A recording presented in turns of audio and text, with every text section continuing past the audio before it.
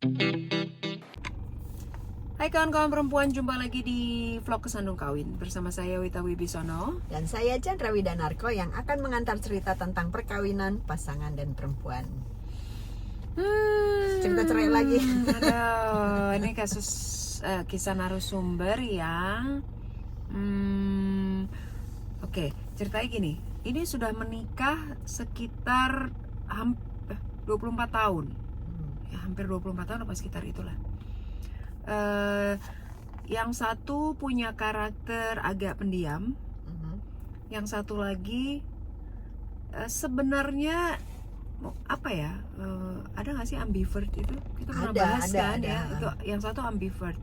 Tapi akhirnya kalau di rumah ketika dengan istrinya, akhirnya jadi nggak terbuka gitu. Karena sebenarnya kalau di luar tuh dia tipe yang ngobrol asik gitu.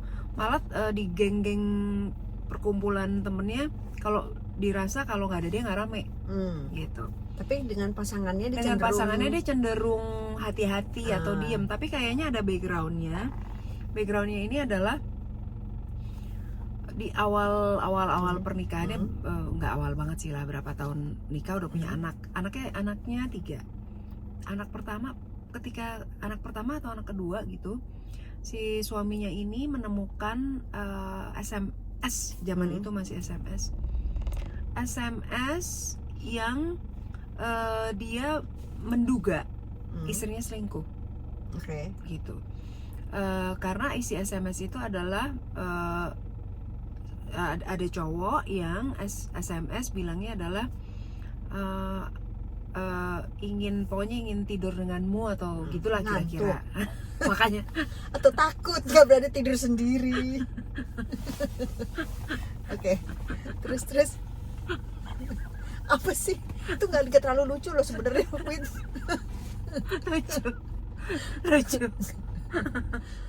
lucu.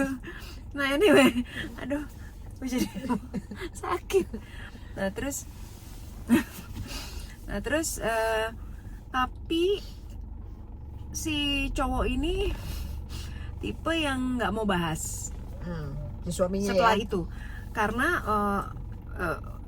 jadi udah ditanyain, akhirnya dipertemukan dengan si orang yang kirim SMS. Oke. Udah ditemuin, nggak ngaku, enggak itu salah kirim. Oke. Jadi gitu. Jadi suaminya ini ngerasa bahwa kok gue merasa ada ini bener, tapi gue nggak bisa buktiin lagi selanjutnya. Dan kenapa dia nggak bisa buktiin selanjutnya? Karena dia juga nggak mau ngoprek lagi. Iya. Kan sebenarnya kan banyak cowok yang tipenya yang udahlah gitu kan.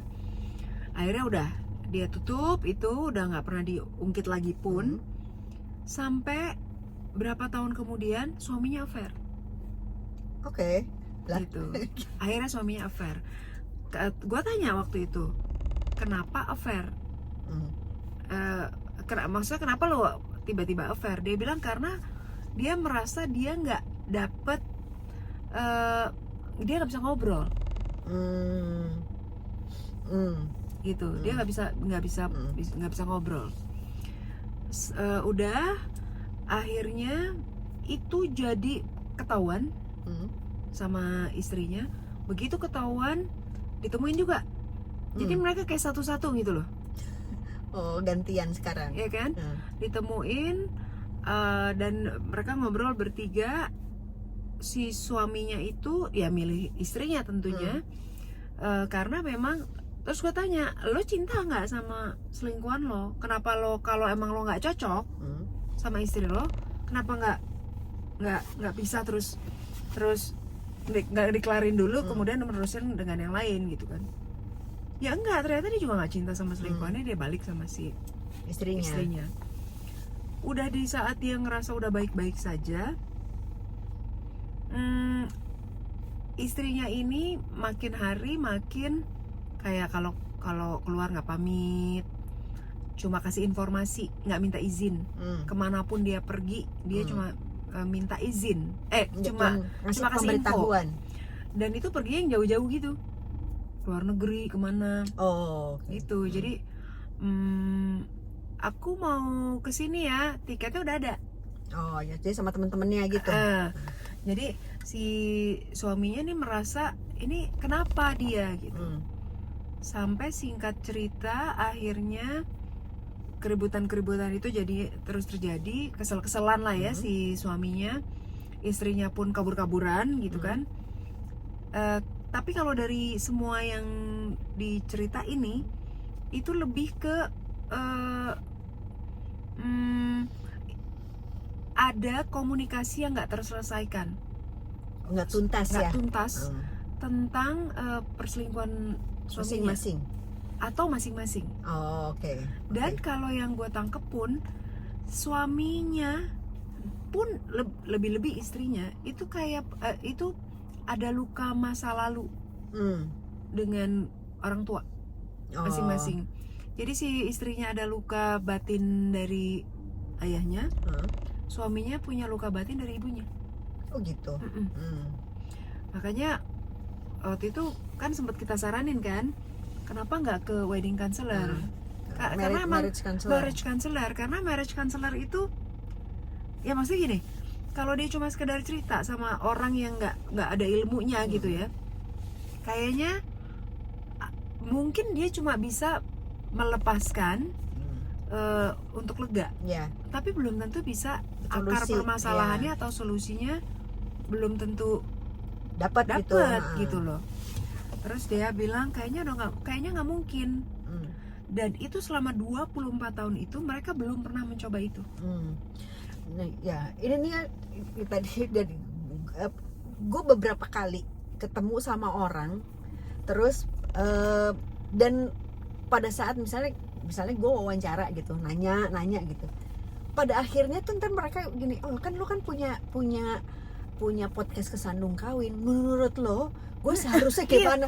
Mana kita lo bilang sama kasusnya juga gini. Terus kok kayaknya lo bisa mengatasi lah, gue juga punya masalah, partner gue juga punya masalah, justru kami bikin ini supaya kita sebagai perempuan bisa berbagi dan saling bantu. Dan gue bilang, gue bukan psikolog. Ya kan? Jadi emang kalau mau cerita nggak apa-apa, tapi gue refer ke kita, sorry ya, kami refer ke partner-partnernya Kesandung Kawin. Kami ada beberapa partner marriage counselor, dari yang psikolog atau cuma marriage counselor aja itu ada gitu, bahkan sampai ke psikiater gitu. Kami punya financial planner dan lain-lain, kami punya partner gitu. Jadi kalau emang perlu bantuan secara profesional bisa hubungi kami nggak maklarin, tenang aja. Jadi kami nggak maklarin, nggak terima fee. Kalau fee itu kalau kami dipanggil jadi pembicara untuk acara-acara itu kan, talk show. Tapi kalau untuk direkomendasikan para profesional itu kami kasih kontaknya. Tanpa nggak usah lewat kami gitu, kami kasih kontaknya. Silakan langsung. Jadi emang benar banyak yang mereka merasa ini kalau ini narasumber yang kenal ya di sekitar ya, yang nggak kenal juga. Mereka merasa bahwa Wita Wibisono dan Chandra Winanarko itu bisa mengatasi masalah. Kami juga punya masalah kok. Nggak kurang-kurang kita masalahnya. Masalah cuman karena itu tadi slogan kita adalah kawin pasangan semua akan lucu pada waktunya. Jadi sekarang lagi nggak. Jadi kalau kita lagi ada masalah sekarang lagi nggak lucu nih. Lucu ntar. Gitu. Nah, anyway balik ke kasus si narasumber ini. Yang ketika gini, makanya karena kita ini bukan profesional, jadi begitu denger, kalau gue sih merasa cuma gini, lu kayaknya nggak harus cerai deh, karena nih udah proses, sudah proses, udah sidang perceraian kedua. Waktu dua-duanya hadir ya? Enggak. Yang hadir yang perempuannya aja. Lewat pengacara itu pun. Nah sebenarnya si yang lakinya tuh mau hadir, tapi si perempuannya, saya nggak mau kamu hadir supaya cepat. Iya memang. Karena saya nggak mau. Nah sementara si suaminya ini pengen mengupayakan lagi. Kalau pengen mengupayakan lagi datanglah. Nah itu yang gue cuma bilang gini, gue sebagai yang dimintain pendapat, kalau memang mau mengupayakan sebaiknya hadir. Tapi istrinya nggak bersedia dia hadir. Lo kan gini. Kan kalau Makanya sama harusnya ngobrolnya waktu itu lo lagi sibuk banget sih. Ini sibuk banget. ya namanya juga cari penghasilan ya. Makanya kami juga punya masalah kok banyak. Tagihan banyak cuy. Terus gimana? Kalau namanya orang kawin kan pasti kesepakatan kedua belah pihak. Begitu pula perceraian. Iya. Dan gue pernah punya pengalaman soal itu juga. Jadi Nah kalau bagian itu saya nggak bisa ngomong. Tapi berdasarkan pengalaman lo, gue sampaikan. Nih gue bilang gini, sebagai orang yang kenal, sebaiknya lo hadir. Karena gue tahu banget dia ingin mencoba lagi gitu, memperbaiki gitu. Datanglah. Walaupun nggak boleh tetap datang. Karena apa? Karena kan lo maksudnya yang suaminya masih mau mengusahakan. Kalau masih mau mengusahakan, usahakanlah. Iya. Gitu. Salah satu cara adalah dengan hadir. Bahwa itu akan membuat si istrinya repot karena menjadi panjang. Ya kan itu salah satu cara lo usahakan. Karena dia istrinya emang udah bilang, udah berkali-kali yuk saya datang ya. Terus dia jelasin sama istrinya bahwa gue nggak bersedia, aku nggak bersedia kamu datang karena aku udah nggak bisa mempertahankan, memperbaiki atau apalagi melanjutkan ini. Jadi sementara kalau ngedengerin ceritanya, tapi kan balik lagi ya, kita bukan profesional untuk itu gitu. Jadi kalau gue sih ngedengerin ceritanya cuma gini, kayaknya harusnya lo bisa pertahanin deh ini. Ini kayaknya cuma masalah komunikasi deh. Masalah komunikasi dan ego. Makanya balik lagi ya. Ya kalau ego sih ego dan ekspektasi kan itu juaranya buat memisahkan rumah tangga gitu. Ya jadi gue miris sih karena gue begini, kayaknya harusnya nggak begini deh. Kayaknya harusnya begini. Tapi kan ngomong harusnya itu kan karena dengan karakter gue yang berbicara. Iya kan. Tapi kan kita nggak tahu karakter istrinya gimana, karakter dia aslinya gimana. Itu makanya perlu marriage counselor. Perlu gitu. wasit yang paham gitu. Ya gitu deh. Ya mudah-mudahan sih ini ya. Semoga yang terbaik. Gue nggak, karena kan namanya mudah-mudahan belum putusan ya. Dari terakhir ngobrol sih udah sidang kedua, tapi belum putusan. Tapi mudah-mudahan belum. Kalau dia nggak datang, itu bisa ketok palu di sidang kedua. Sidang kedua, iya.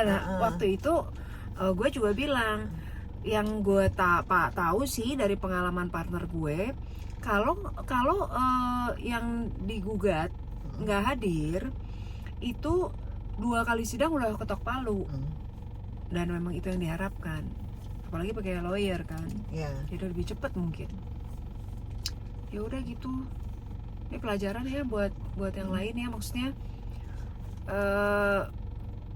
kalau pernikahan sepanjang itu dan nggak tahu cara mengatasinya, cari bantuan profesional deh.